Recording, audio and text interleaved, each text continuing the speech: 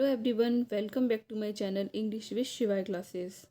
आज हम पढ़ेंगे मैथ्यू अर्नोल्ड की जो फेमस पोएम है डॉवर बीच, उसको। डॉवर बीच जो कि आपके बीए के सेकंड सेमेस्टर में भी है और आपके अदर जो एग्ज़ाम होते हैं अदर स्टेट के उसमें भी हेल्पफुल है। डॉवर बीच एक जगह का नाम है जहाँ मैथ्यू अर्नोल्ड अपनी हनीमून पर गए थे। ये जो पोएम है ये पब्लिश हुई थी, उनका एक पोएम कलेक्शन था न्यू पोएम्स, उसमें 1867 में। ये एक लिरिक पोएम है, ड्रामेटिक मोनोलॉग है। इसकी जो थीम है वो नेचर है, लॉस ऑफ फेथ, लोगों के बीच में जो फेथ है वो कैसे ख़त्म होता जा रहा है उस पर है। सर्टेनिटी, लव, और ये फ्री वर्ड्स में लिखी गई है। इसमें है तो 4 स्टैंजास, लेकिन किसी भी स्टैंजास की कोई भी राइमिंग स्कीम नहीं है, ये फ्री वर्ड्स में लिखी गई है। पोएम को स्टार्ट करने से पहले हम जो मैथ्यू अर्नोल्ड हैं उनके बारे में कुछ की फैक्ट्स जान लेते हैं। उनका बॉर्न हुआ था 24 दिसंबर 1822 को और उनकी डेथ हुई थी 15 अप्रैल 1888 को। ये एक इंग्लिश पोएट थे और कल्चरल क्रिटिक थे, characterized as a sage writer.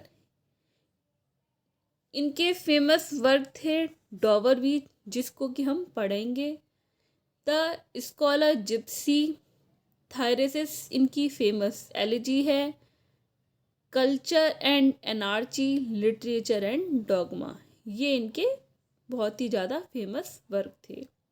लिखा तो इन्होंने और भी था, लेकिन ये इनके फेमस वर्क थे। चलिए स्टार्ट करते हैं। The sea is calm tonight. रात का टाइम है और समुद्र एकदम शांत है। The tide is full, the moon lies fair. समुद्र में टाइड यानी कि ज्वार भाटा फुल है और द मून लाइज फेयर, और चांद खूबसूरत दिखाई दे रहा है। अपॉन द स्ट्रेट्स, जो उसकी रोशनी है, अपॉन द स्ट्रेट जो उसकी रोशनी चांद की बीचों बीच में पड़ रही है, उससे जो चंद्रमा है वो बहुत ही खूबसूरत दिखाई दे रहा है। On the French coast the light, और फ्रेंच के कोस्ट पर द लाइट ग्लीम्स, एक लाइट सी पड़ती है, एंड इज गॉन, और अचानक से चली जाती है। The Cliff of England stands, और पोइट इंग्लैंड की पहाड़ी की तरफ देख रहा है, ग्लिमरिंग एंड वास्ट, जहाँ वो खुद खड़ा है वो चांद की रोशनी में चमक रही है। आउट इन द ट्रैंक्विल बे, जो कि शांत खाड़ी में है। कम टू द विंडो मतलब पोएट के साथ में कोई और भी है जिससे वो बुला रहा है खिड़की पर। कम टू द विंडो, खिड़की पर आओ। Sweet is the night air, रात के समय देखो ये हवा कितनी स्वीट है। Only from the long line of spray,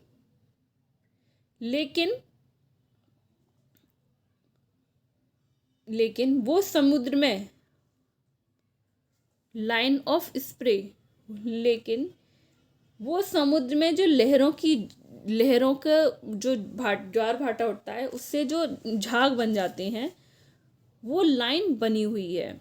where the sea meets the moon blanch land, जहाँ चांद की रोशनी से सफ़ेद, जहाँ जब चांद की रोशनी उसके बीच में पड़ती है तो जब सफ़ेद रोशनी से जहाँ वो मिलती है, मतलब जब वो सफ़ेद झाग पड़ते हैं, सफ़ेद झाग जब समुद्र में सफ़ेद झागों पर चंद्रमा की रोशनी पड़ती है, तो देखो जब समुद्र की झागों पर जब उसकी रोशनी पड़ती है तो कितना अच्छा लगता है। Listen you here the grating roar, सुनो तुम्हें कुछ, ग्रेटिंग मतलब घिसने की, सुनो तुम्हें कुछ घिसने की आवाज़ सुनाई दे रही है। रोर ऑफ पेबल्स, पत्थर की घिसने की आवाज़ सुनाई दे रही है। which waves drop back and fling, which waves, जिन्हें लहरें ड्रॉप बैक अपने साथ वापस ले जाती हैं, एंड फ्लिंग और वापस छोड़ जाती हैं, एट देयर रिटर्न जब वो वापस आती हैं, अब द हाई स्ट्रैंड बिगिन, मतलब जो समुद्र की लहरों के साथ जो पत्थर हैं उन्हें वो वापस ले जाती हैं और आती हैं, ले जाती हैं, तो तुम्हें कुछ उन पत्थरों के घिसने की आवाज़ सुनाई दे रही है। Begin and cease then begin again, ये जो आवाज़ें हैं ये बार बार सुनाई दे रही हैं।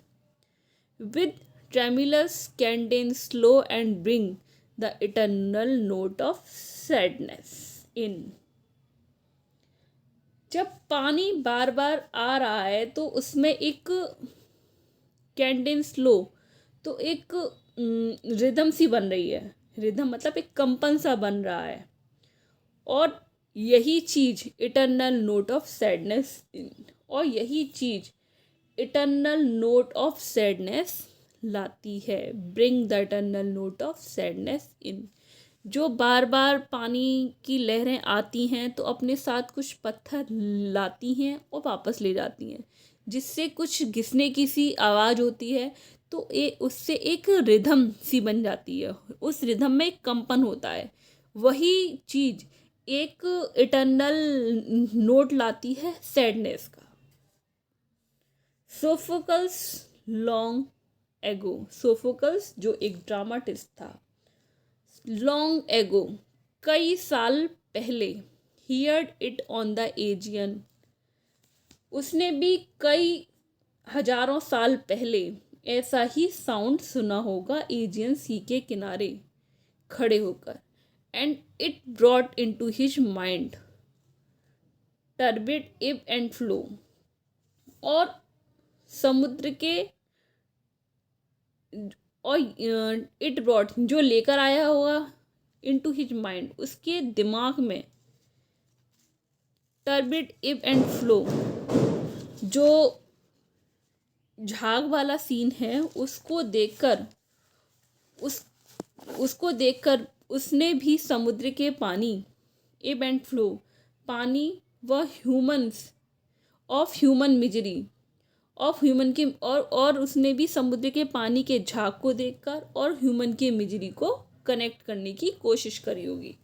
मतलब सोफोकल्स जो एक ड्रामाटिस्ट था वो भी कई हजारों साल पहले ही आया होगा, और उसने भी एजियन समुद्र को देखकर उसके दिमाग में भी एक ख्याल आया होगा, जब समुद्र के पानी में जो झाग उठते हैं उन झागों को देखकर और जो ह्यूमन की जो मिजरी है उन दोनों को उसने भी कनेक्ट करने की कोशिश करी होगी। We find also in the sound a thought, हम भी नॉर्थन सी पर खड़े होकर इस साउंड को सुन सकते हैं। Find also in the sound a thought hearing by this distance northern sea, मतलब हम भी नॉर्थियन सी पर खड़े होकर इस साउंड की थॉट को सुन सकते हैं।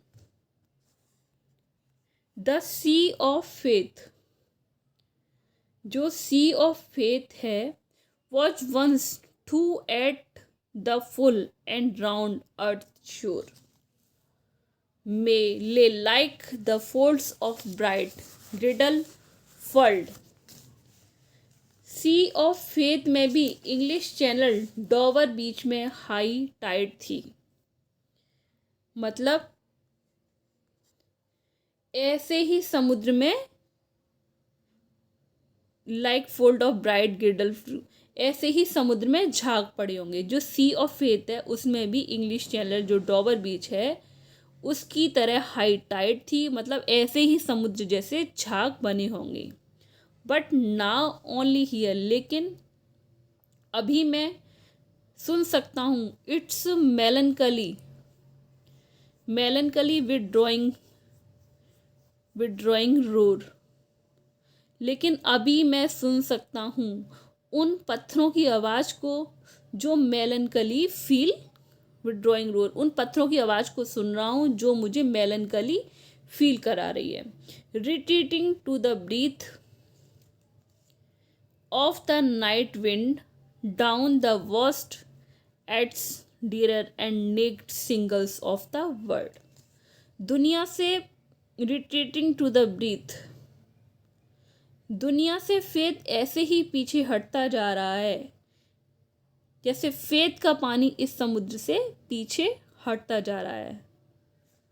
और जब पानी पीछे हट जाएगा तो सिर्फ नेक्ड सिंगल्स ही रह जाएंगे। नेक्ड सिंगल्स मतलब जब पानी पीछे हट जाएगा तो छोटे छोटे जब जो चिकने पत्थर होते हैं ना, उन्हें नेक्ड सिंगल्स बोला गया है। जब पानी पीछे हट जाएगा तो सिर्फ वहाँ क्या रह जाएगा, नेक्ड सिंगल्स। मतलब ऐसे ही जब दुनिया से फेथ हट जाएगा तो वहाँ भी सिर्फ नेक्ड सिंगल्स ही रह जाएंगे। यहाँ मैथ्यू अर्नोल्ड ने जब इंडस्ट्रियल रिवॉल्यूशन चल रहा था उसका इमेजिनेशन उसको कंपैरिजन करने की यहाँ पर कोशिश की है।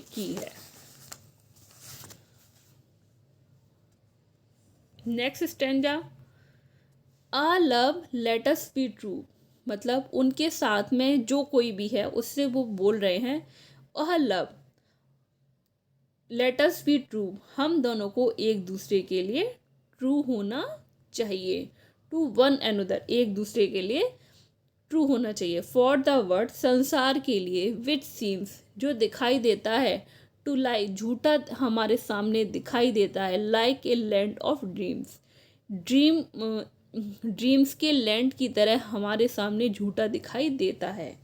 ये तो बहुत ही ज़्यादा सो वेरियस, मतलब बहुत सारी क्वालिटी है इसमें। सो ब्यूटीफुल, जितना ब्यूटीफुल ये दिखाई देता है, जितना नया, hath really neither joy nor love nor light nor certitude nor peace nor help for pain, ना तो यहाँ जॉय है, ना ही प्यार है, ना ही लाइट है, और ना ही यहाँ सर्टिट्यूड है, ना ही यहाँ शांति है, ना ही पेन में एक दूसरे के लिए हेल्प है।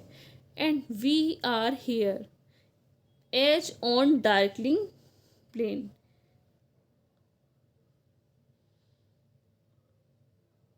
प्लेन, swept in confused यहाँ मतलब सिर्फ दर्द के सिवा कुछ भी नहीं है। एंड वी आर हियर, और हम यहाँ हैं, एज ऑन डार्कलिंग पेन, एक डार्कलिंग प्लेन की तरह, स्वेफ्ट विद कन्फ्यूज्ड अलार्म, बहुत सारे कन्फ्यूज्ड जो स्ट्रगल्स और फ्लाइट होती हैं उन कन्फ्यूज्ड अलार्म की तरह हैं। Where ignorant armies clash by night, जहाँ पर जो इग्नोरेंट आर्मीज हैं वो जो रात में क्लैश होती हैं, हम यहाँ एक क्लैश आर्मी की तरह हैं। ये संसार मतलब ऐसा है, ना तो यहाँ जॉय है, ना पीस है, कुछ भी नहीं है। इसीलिए ओ लव, हमें एक दूसरे के लिए ट्रू होना चाहिए। आई होप आपको वीडियो अच्छी लगी हो। अगर वीडियो अच्छी लगे तो लाइक कीजिए, शेयर कीजिए एंड सब्सक्राइब कीजिए। Thanks for watching.